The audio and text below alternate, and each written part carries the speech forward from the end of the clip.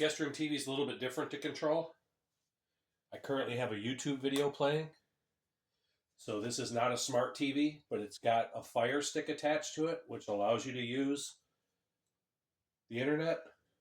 So this TV has 3 different remotes. This is the remote for the TV. This is the remote for the Fire Stick. And this is the remote for the cable TV in this room.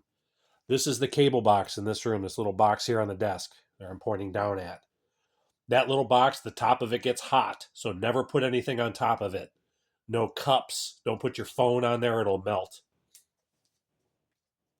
So I currently have it set up as a Fire TV so that you can watch Amazon videos or YouTube or anything like that. If you've ever used a Fire remote before, it's pretty much like any other remote. Hit the home screen and it'll give you all the apps that you can choose from.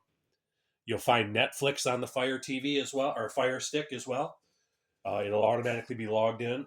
You don't have to log into there. You got Prime Video and HBO Max and a few other ones. If you want to change from the Fire Stick, from the internet, to regular cable TV, you use the actual television remote and you hit this key over here which says source. Hit the source key and then you'll bring up this window up in the corner.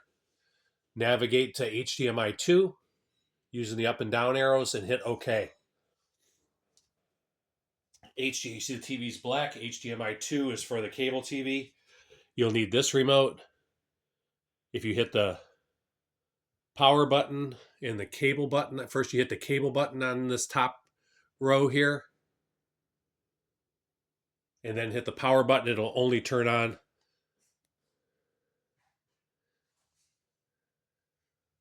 the cable box.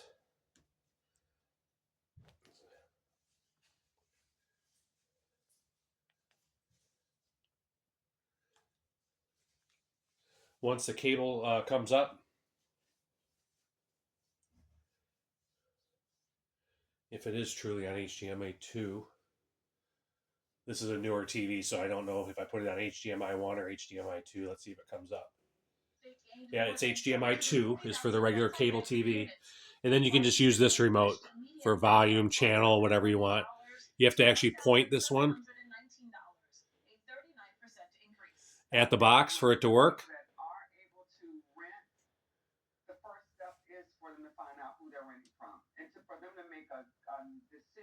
And if you ever have trouble with it not working, hit this button on the right side, cable, and that will make it just so it does the box here. Let me turn the volume down a little bit. So everything runs through there. Channels go up and down.